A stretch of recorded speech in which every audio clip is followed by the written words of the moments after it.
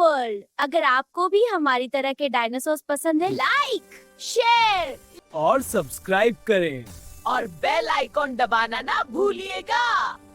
Dino world का दिन आम दिनों जैसा नहीं था। जंगल में अजीब सी खामोशी थी और सब जानवर बहुत परेशान और खौफजदा नजर आ रहे थे। जानवरों की आवाजें भी नहीं थीं। अचानक एक खरगोश घबराहट में दौड़ता हुआ पीकू के पास आया। पीकू ने नरमी से पूछा, प्यारे दोस्त, तुम इतने परेशान क्यों हो? मुझे बताओ तुम्हें क्या हुआ है? खरगोश बोला, जमीन बहुत ज्यादा गर्म हो रही है। इतनी ही देर में दरख्त जोर जोर से हिलने लगे। जमीन कांपती हुई महसूस हुई। एक हाथी चीखता हुआ आया, लावा फट पड़ा, लावा फट पड़ा। जंगल में हर तरफ अफरा तफरी मच गई। जानवर एक दूसरे को ढूंढते हुए इकट्ठे होने लगे। इसी वक्त एक तोता आसमान में उड़ रहा था और बोला, आतिशफशा पहाड़ के ऊपर से लावा निकल चुका है और वो सीधा जंगल की तरफ आ रहा है। सब जानवर खौफ में इकट्ठे हो गए। तब पीकू अपनी प्यारी आवाज में बोली, डरने से कुछ नहीं होगा। हम सबको मिलकर अपने जंगल को बचाना होगा। इकट्ठे होकर हम ये मुश्किल हल कर लेंगे। उतनी ही देर में कछुआ बोला, हमें एक महफूज रास्ता मालूम है। हम सबको वहां ले चलेंगे। बंदर बोला, मैं दरख्तों के ऊपर चढ़कर देखूंगा कि लावा कहाँ तक पहुंचा है।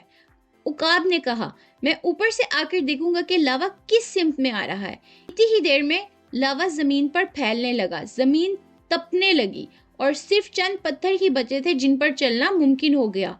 पहाड़ के टुकड़े टूट टूट कर नीचे गिरने लगे। कछुओं ने आवाज दी, जल्दी आओ, इधर शॉर्टकट है। अगर अभी निकल गए तो बच सकते हैं, वरना कुछ नहीं कह सकते। सब जानवर फटाफट उसी रास्ते पर चल दिए। तब पीकू बोली, अगर हम लावा गार्डियन से बात करें, शायद वो हमें समझ जाए। शायद वो जानबूझकर ये सब नहीं कर रहा। वो मुश्किल में है, शायद इसीलिए जंगल जल रहा है।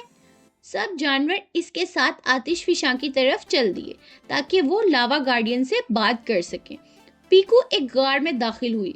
वहां उसने देखा हर तरफ गंदगी फैली हुई है, पुराने टायर, लोहे के टुकड़े और बेशुमार कचरा। पीकू हैरान और परेशान हो गई। इसी लम्हे वो पुकारने लगी, लावा गार्डियन, तुम ऐसा क्यों कर रहे हो?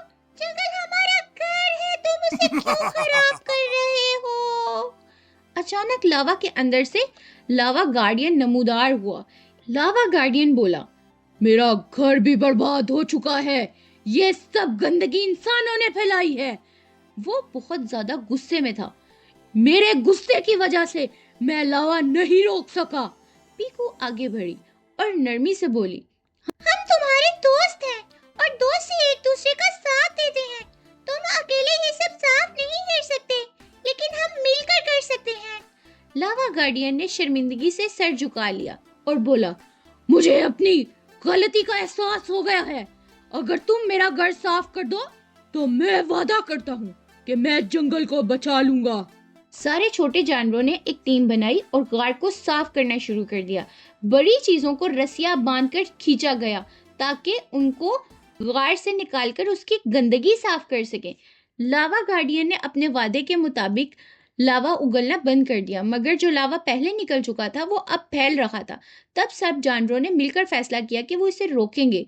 जंगल में पड़ा एक भारी लोहे का ढांचा लावे के सामने रखने का फैसला किया गया। सब जानवरों ने उस लोहे के ढांचे को खींचने के लिए रस्सियां बांधी और मिलकर उन रस्सियों को खींचने लगे। और पीकू जोर आवाज में बोली, जोर लगा के हैया, जोर लगा के हैया, जोर लगा के हैया, हम ये कर सकते हैं। और आखिरकार उन्होंने उस बड़े लोहे के ढांचे को लावे के आगे रख दिया। आखिरकार लावा रुक गया और आहिस्ता आहिस्ता ठंडा हो गया। कुछ ही लम्हों में जमीन पर दोबारा सब्ज पौधे उगने लगे। जंगल फिर से जिंदा हो गया। सब जानवर खुशी से झूम उठे क्योंकि एक बार फिर दोस्ती, हिम्मत और मिलकर काम करने की ताकत ने जंगल को बचा लिया था। इसी सब काम में रात हो चुकी थी। सब थक चुके थे और पीकू और उसके दोस्त आराम करने चले गए। अगली सुबह पीकू, ज़ारो और जियोन ने आसमान की तरफ देखकर मुस्कुराए और दिल से कहा, शुक्रिया, हमने सीख लिया, जब दोस्त साथ हों तो कोई आफत हमें शिकस्त नहीं दे सकती।